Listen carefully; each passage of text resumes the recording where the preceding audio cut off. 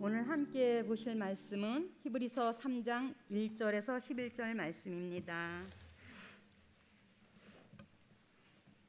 히브리서 3장 1절에서 11절 말씀입니다. 다 찾으셨으면 교독하시겠습니다. 그러므로 함께 하늘의 부르심을 받은 거룩한 형제들아, 우리가 믿는 도리의 사도이시며 대제사장이신 예수를 깊이 생각하라.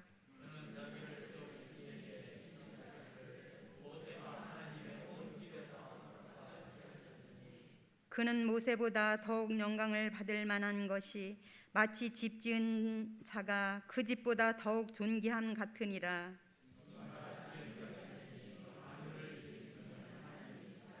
또한 모세는 장래에 말할 것을 증언하기 위하여 하나님의 온 집에서 종으로 신실하였고,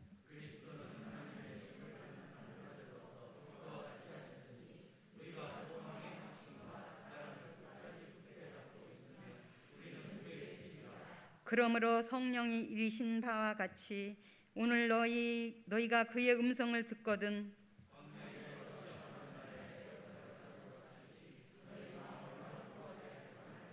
거기서 너희 열조가 나를 시험하여 증언하고 40년 동안 나의 행사를 보았느니라.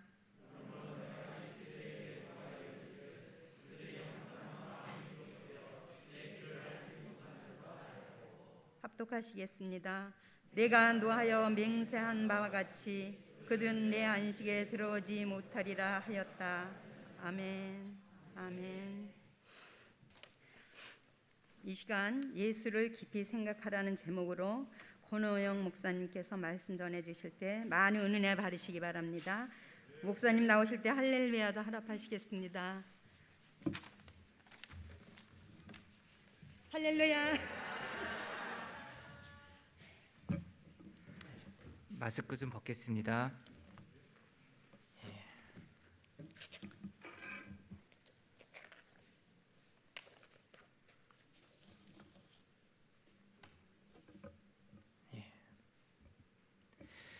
에스도 성교회 헌신 예배의 설교자로 초청해 주신 황인태 담임 목사님과 장로님들, 에스도 여성교 회원님들께 그리고 성도님들께 감사를 드립니다.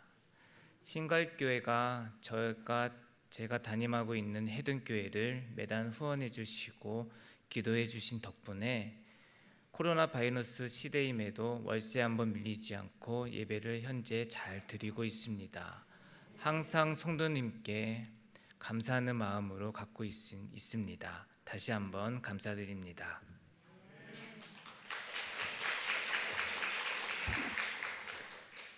저는 이승훈 목사님을 참 존경했습니다.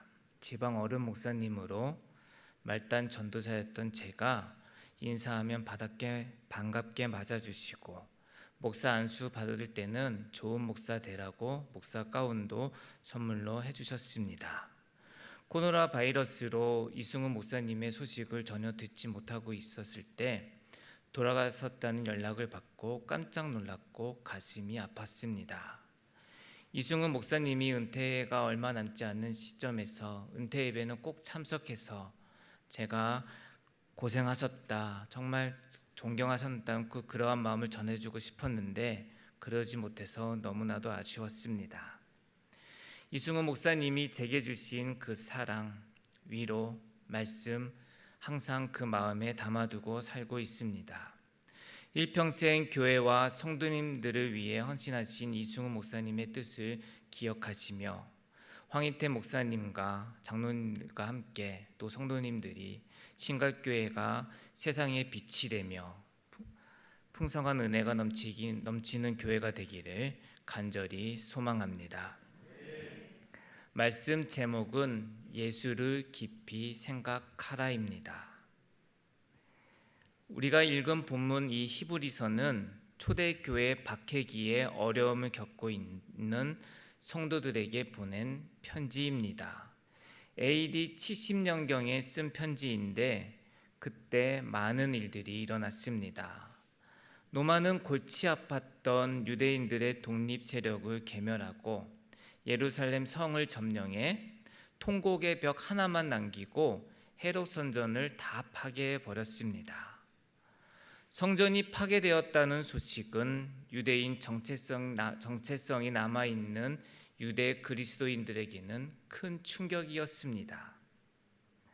로마는 가나안 땅의 이름을 팔레스타인의 땅, 블레셋 사람이란의 땅이라는 이름으로 바꿀 정도로 유대인이라면 치를 떨었고 수단과 방법을 가리지 않고 유대인의 정체성을 없애려 했습니다. 또 AD 70년경에는 로마의 대화재가 일어났습니다.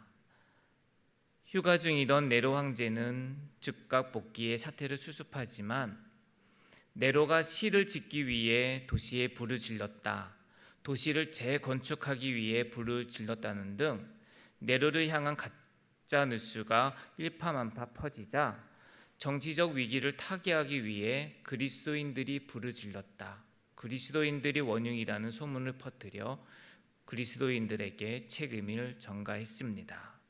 성난 군중들은 그리스도인들을 폭행하고 잡아가두고 결국 그리스도 대표자 몇 명을 내세워 주동자로 처형시켰습니다.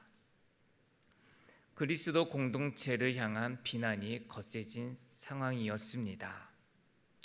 러시아와 우크라이나 전쟁이 일어났을 때 러시아의 일방적인 승리로 끝날 것으로 전문가들이 예측했지만 러시아의 침략에 맞서 우크라이나 국민이 똘똘 뭉쳐 영토를 하나하나 회복하는 모습을 보면서 외부적인 위협은 국가와 민족, 교회와 성도가 하나로 연합하는 계기가 되는데, 제가 앞에 언급한 이 두 가지 문제는 외부적인 사건이기 때문에 시간이 조금만 지난다면 충분히 극복할 수 있는 문제이지만 초대교회 내부에서 더 많은 문제들이 터져 나왔습니다.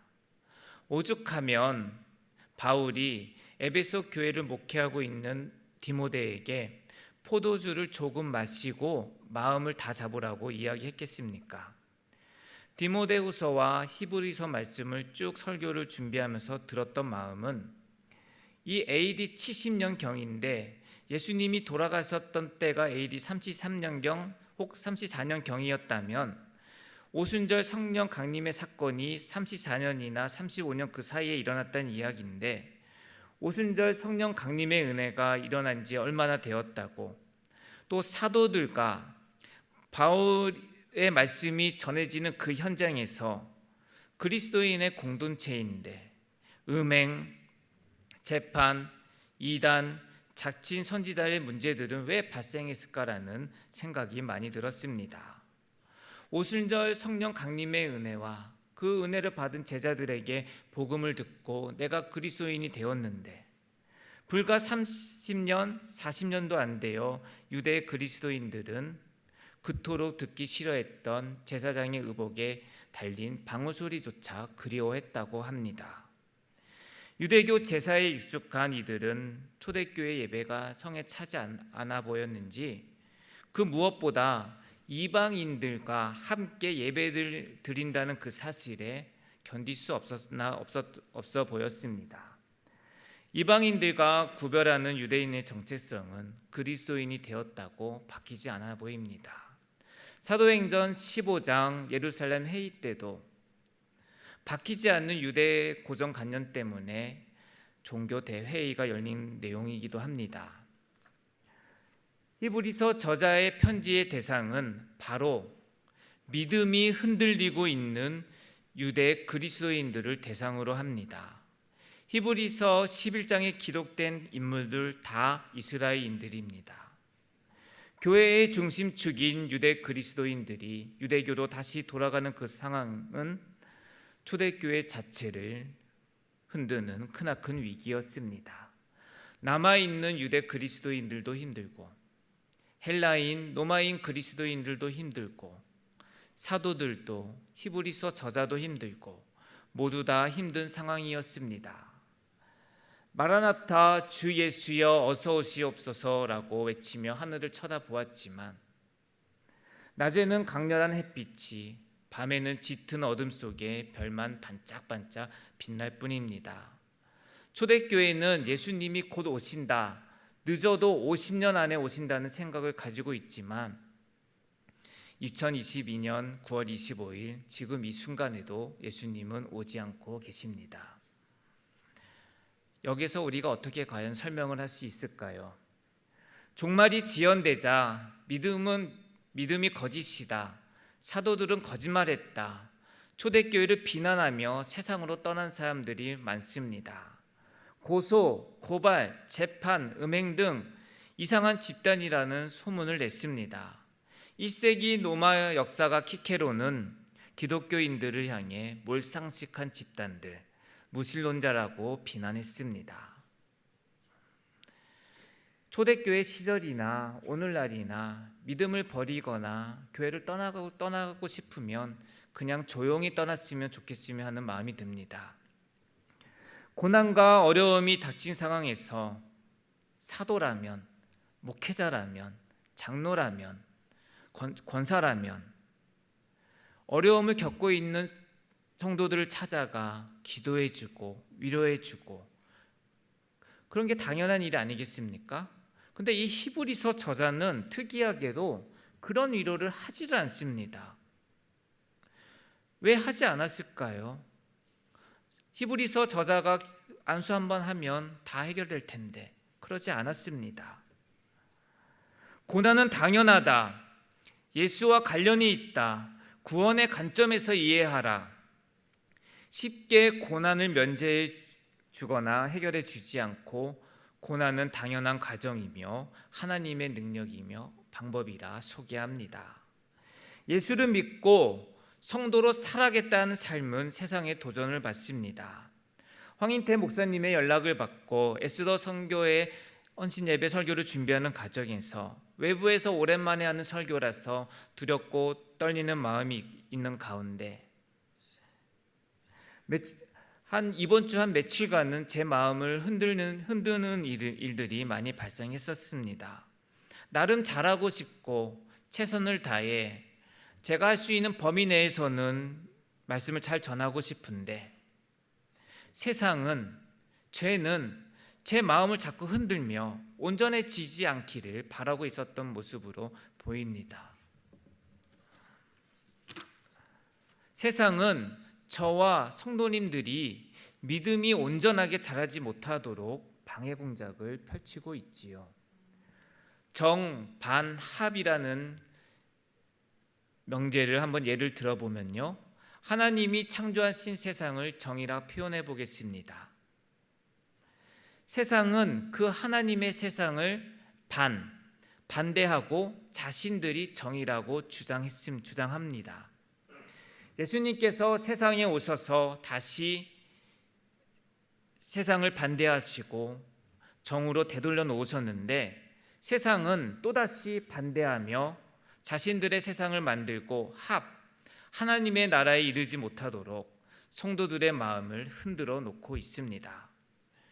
예배 드리러 오시기까지 우리들의 마음은 이미 영적 전쟁 상태 중 아닙니까?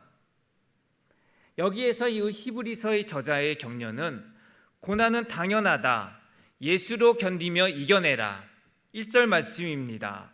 그러므로 함께 하늘의 부르심을 받은 거룩한 형제들아, 우리가 믿는 도리의 사도이시며 대제사장이신 예수를 깊이 생각하라. 히브리서 말씀을 설교하면서 가장 기억에 남은 말씀이었습니다. 대제사장이신 예수를 깊이 생각하라. 히브리서 저자는 예수 앞에 왜 대제사장이라는 전제를 달았을까요? 예수가 하나님 보좌 우편에 앉아 대제사장으로서의 역할을 현재 지금 이 순간에도 하고 계시기 때문입니다. 대제사장의 역할은 무엇입니까? 하나님과 인간 그 사이 중간을 연결해 주는 직분, 이스라엘의 죄를 하나님께 고하고 용서받고 하나님의 뜻을 이스라엘에게 전하는 존재. 예수는 하나님이 창조하신 모든 세계와 전 우주를 통틀어 가장 힘들고 고달픈 사역을 하고 계십니다. 성도들의 기도를 들어줘야 하는데 얼마나 힘들겠습니까?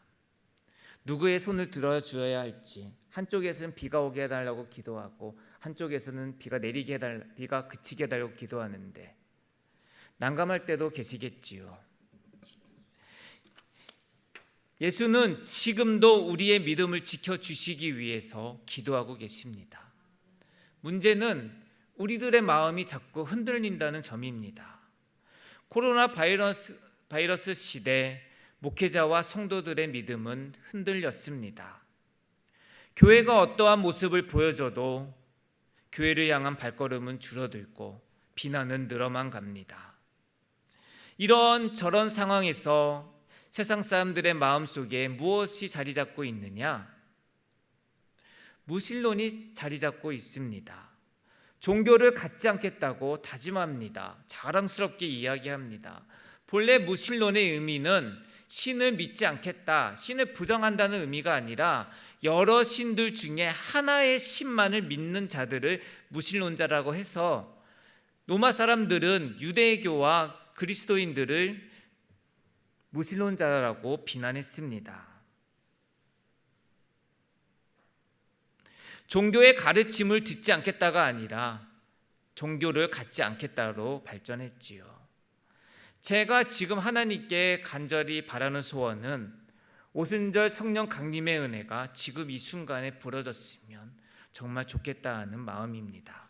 딱 한 번만 불어주시면 되는데 그 딱 한 번을 불어주시지 않고 있습니다. 그럼 많은 사람들이 변화되고 교회로 발걸음으로 향할 텐데, 그럼 신갈교회도 좋고 우리 교회도 좋고 주변에 있는 교회들도 다 좋은데 평양 대부흥운동 같은 성령의 바람이 불어 무신론자들이 다시 복음을 받아들이는 역사가 일어났으면 하는 마음인데, 이 성령의 역사만큼은 제가 할 수 있는 부분이 아니라서 정말 어려움을 느낄 때가 많습니다. 교회의 위기 극복을 위해 많은 분들이 노력하고 계십니다. 위기 극복 대책 방안 이미 세상에 다 나와 있습니다. 근데 들려오는 소식은 성도들의 감소입니다. 교회를 회복할 수 있는 근본적인 방법은 무엇일까라는 고민을 많이 해봤습니다. 지역에 교회가 그렇게 많은데도 무신론자들이 증가하는 이유가 무엇일까요? 다른 종교도 아닌 무신론하고 이젠 싸워야 하는데 교회 창문에서 거리를 바라보면 말로 다 표현할 수 없는 복잡 미묘한 감정들이 스쳐 지나갑니다. 초대교회로 돌아가자고 하는데 저는 사실 초대교회로 돌아가긴 싫습니다. 왜냐? 우리가 지금 당한 고난보다 훨씬 더 어렵기 때문에요. 초대교회도 이런 문제들 때문에 교회에 위기 상황에 항상 놓여 있었습니다. 히브리서 저자가 누구인지는 밝혀지지 않았는데요. 적어도 사도급 정도 되는 인물이라면 직접 하나님께 하나님 이 상황을 어떻게 해야 됩니까? 기도하면 하나님이 응답해 주셔서 이렇게 해라, 이렇게 하면 될 것이라는 것이 정상인데, 근데 히브리서는 그 말씀을 하지 않고 히브리서 전반에 걸쳐 모세의 이야기를 참 자주 합니다. 2절 밑으로는 다 모세의 이야기입니다. 모세의 믿음을 설명한 내용이지요. 다윗 왕이 유대인들이 바라보았던 메시아였다면 12지파 이스라엘이 바라본 메시아상은 모세였습니다. 유대의 역사가 요세푸스에 의하면 모세는 애굽을 멸망시키고 이스라엘을 출애굽시키는 예언의 아이였다는 기록을 남겼습니다. 이스라엘은 모세를 그렇게 생각했습니다. 모세와 같은 선지자가 과연 오늘날 있을까요? 나왔을까요? 산속에서 돌을 닦는 사람들, 산속에서 돌만 닦고 있지 세상에 내려와 지금 많은 문제들이 일으키고 있지만, 세상에 돌을 닦는 사람들과 기독교 영성을 추구하는 사람들의 최고의 이상이 누구냐? 모세라는 사실입니다. 세상에 태어난 모든 사람들 중에 하나님을 이 두 눈으로 하나님이 배려해 주셨기 때문에 하나님의 등을 보았다, 이는 하나님을 보았습니다. 세상의 도와 기독교 영성의 최고의 이상은 모세와 같은 사람이 되는 것.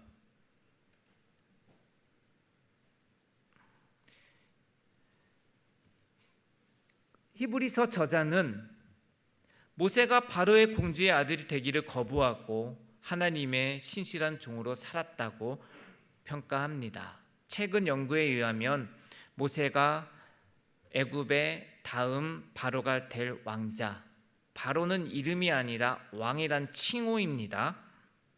다음 왕이 될 강력한 후보, 그러니까 왕자로서 애굽인 한 명 죽였다고 그렇게 광야로 도망갈 일이 아님을 설명해 주는 내용이기도 합니다.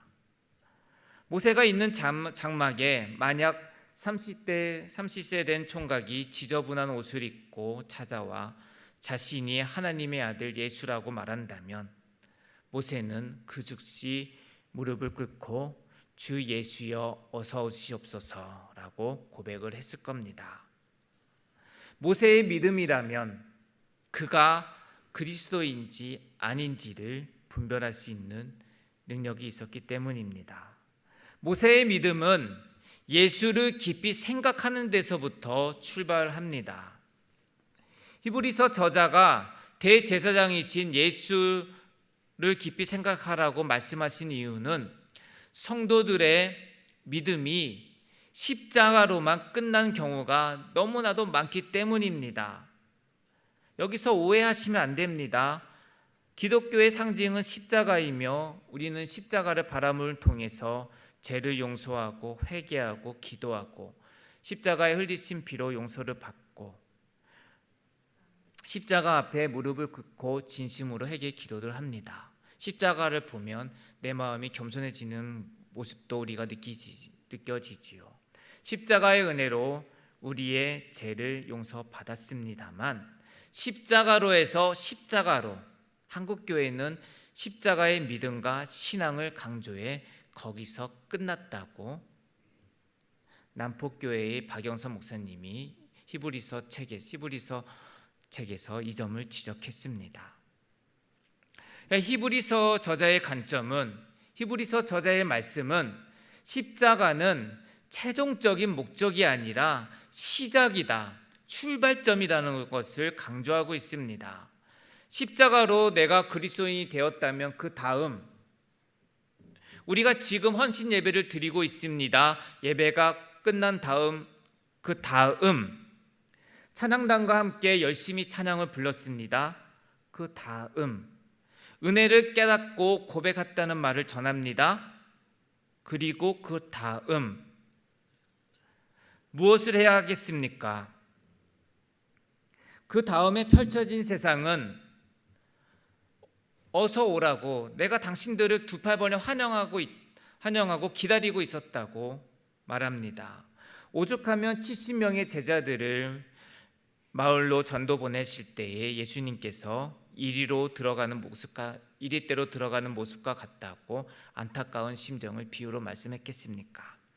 내가 언제든지 그리스도인이라 불리는 자들을 멸망시킬 수 있고 교회 공동체를 파괴할 수 있다. 세상 죄입니다. 자랑하고 있습니다. 에베소 교회, 고린도 교회, 소아시아 교회가 사소한 문제와 욕심으로 무너졌습니다. 이런 문제들로 교회가 갈라지고 무너진 곳이 얼마나 많이 있습니까? 서로가 다투고 비난하고 미워하고 그런 마음들이 남아있는 교회 공동체의 예배요, 하나님이 받지 않을 가능성도 있다는 사실을 염두에 두셔야 합니다. 그리스도인 공동체, 교회를 새롭게 할 수 있는 방법, 사람들의 마음이 점점 복음과 말씀을 떠나는 그러한 상황에서 성도라 고백하는 사람들이 할 수 있는 일은 무엇일까라는 것 많은 고민을 해봤는데요, 답을 찾지 못하다가 히브리서 말씀을 읽고 묵상하고 설교하다 보니까 이게 답이라는 생각이 저는 들었습니다. 대제사장이신 예수 그리스도를 깊이 생각하는 삶, 24시간 예수와 동행하고 바라보자라는 의미와 같을 수 있습니다. 우리의 믿음이 십자가로 시작했다면 예수의 대제사장직의 믿음으로 넘어가야 합니다. 예수께서 우리를 하나님께로 인도하시려고 기도하시고 사역하고 계시듯 우리의 모습을 통해 이웃들이 예수를 믿고 싶다, 하나님을 알고 싶다 마음이 들 정도까지 히브리서 저자는 나아가라고 합니다. 유대인들은 율법 때문에 예수님을 부정했습니다. 헬라인들은 철학과 신화 때문에 예수님을 깊이 생각하지 않았습니다. 로마인들은 자신들의 군대와 법을 강조했기에 예수를 대역죄인으로 생각했습니다. 우리는 무엇 때문에 예수를 깊이 생각하지 않습니까? 어느 그리스도인 탈북자가 기자와의 인터뷰에서 기자가 나만에 오셨으니까 믿음과 신앙이 더 성장하고 마음껏 예배를 드리셨습니까? 라고 물어보았는데요. 그 탈북자가 믿음으로 탈북을 했는데 북한에 있을 때보다 내 믿음이 더 떨어졌습니다. 무슨 말입니까? 했더니 북한보다 우리가 사는 이 남한이, 우리 신갈이 더 믿기 힘든 세상이라고는 고백을 합니다. 북한에서 걸리면 죽음이기에 생명을 건 믿음이지만 남한은 자유롭지만 예배 드리러 가기까지 온갖 유혹들이 펼쳐졌다는 고백을 담긴 기사를 본 적이 있는데요. 한순간에 우리의 믿음이 잃을 수도 있습니다. 놓칠 수도 있다는 사실을 항상 염두에 두셔야 합니다. 그 다음 히브리서 저자는 대제사장이신 예수 그리스도를 깊이 생각하라는 말씀으로 우리들의 믿음을, 성도들의 믿음을 붙잡아 주셨습니다. 예수를 깊이 생각하면 어떤 유익이 있느냐? 하나님의 뜻을 깨닫게 됩니다. 예수를 깊이 생각하면 예수와 함께 세상을 이길 힘을 얻습니다. 예수를 깊이 생각하면 그 무엇보다 옳고 그름을 판단할 수 있습니다. 예수를 깊이 생각하면 예수의 향기가 이웃들에게 퍼져나갑니다.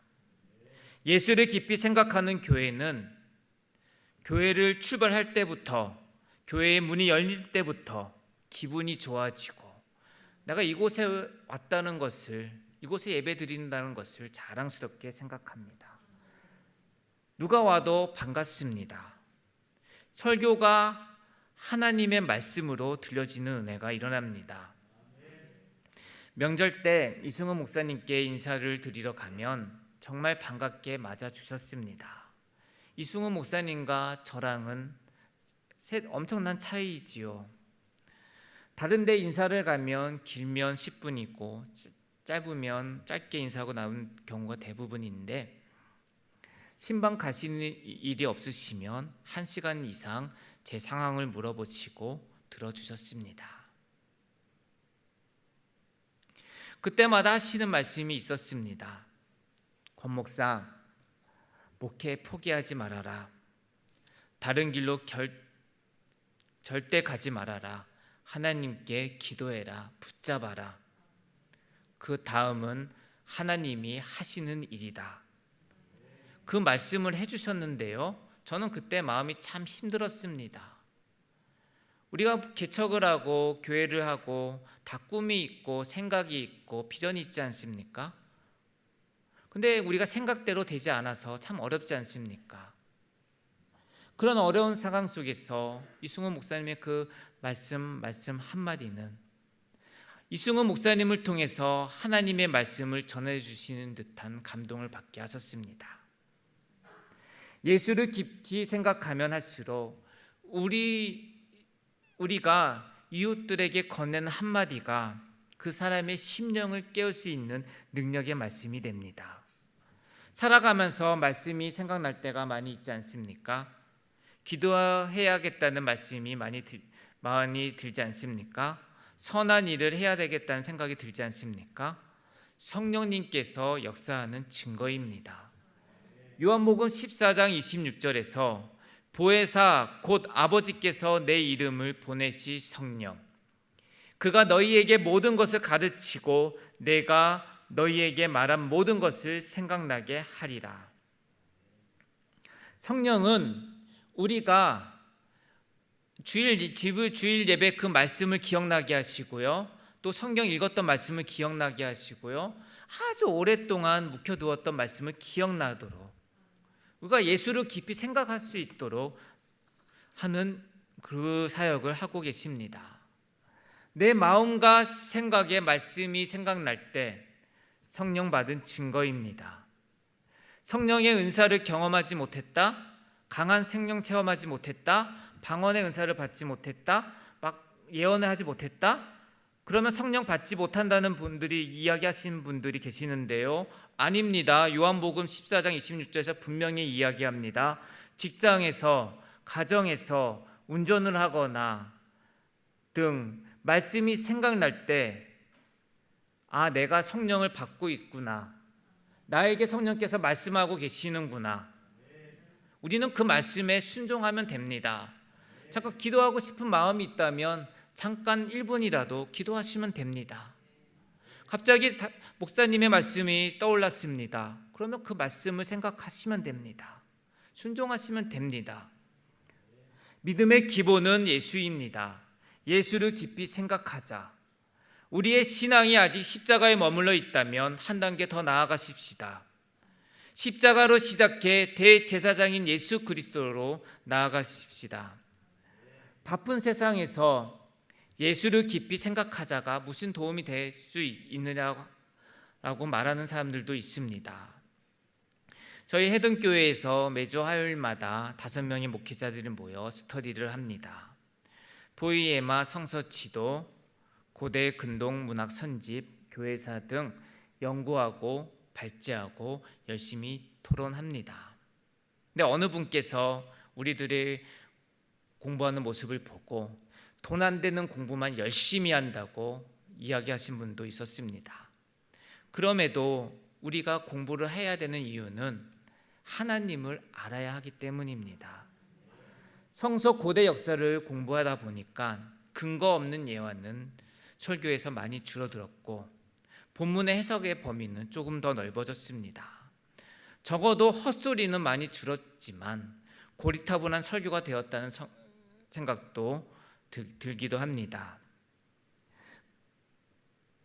목회자는 목회자대로, 성도님들은 성도님들대로 삶의 자리에서 하루에 한 번쯤은 단 1분이라도, 20초라도, 10초라도 예수님에 관한 말씀을 생각해 본다면 이 또한 은혜가 아니겠습니까? 이런 마음들이 함께 모여 있을 때 신갈교회는 어떠한 일들이 일어나겠습니까?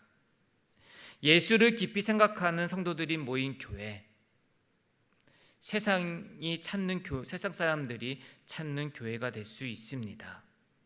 우리가 함께 같이 그 길을 걸어 나가야 합니다. 대제사장이신 예수 그리스도를 깊이 생각하는 삶, 그 생각이 우리의 마음으로 내려와 고백이 되고 그리스도인으로서 하나님의 사랑을 이루어 가시기를 소망합니다. 사랑하는 성도 여러분, 예수를 깊이 생각하다는 말씀은 어려운 내용이 아닌 것 같습니다. 지금 이 순간에도, 교회 문을 나서는 그 순간에도 이 히브리서 3장 1절만 생각해도 우리의 믿음과 신앙은 좀 더 변화될 수 있습니다. 그 말씀을 갖고 확신으로 전합니다. 오늘 이 시간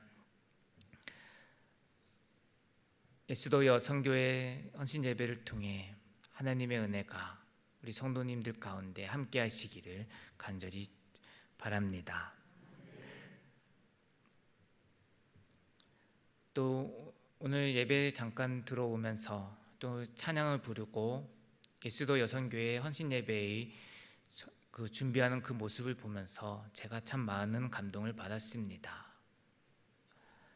이분들이 이 예배를 위해서 정말 열심히 준비하셨구나, 정말 기도하셨구나라는 생각을 많이 받았습니다. 저도 오늘 은혜를 받고 여러분 성도님들도 함께 은혜를 받아가시면 좋겠습니다. 예수를 깊이 생각하심을 통해서 우리의 믿음이 한 단계 더 나아가며 신갈교회가 세상의 빛이 되고 은혜가 되며 세상이 찾는 교회이며 이곳에서 많은 역사가 일어나기를 간절히 축원합니다. 기도하겠습니다. 하나님 아버지, 세상 속에서 그리스도인으로 살아가는 자체가 힘에 겨울 때가 많습니다. 믿음을 포기하고 싶었지만 그때마다 부어주신 은혜 때문에 지금까지 버텨왔습니다. 하나님, 저희들의 믿음을 지켜주시옵소서. 예수를 깊이 생각할 수 있도록 인도하여 주시옵소서. 어려운 역경 속에서도 예수가 나와 함께 걸어감을 증명하는 우리가 될 수 있도록 인도해 주시옵소서.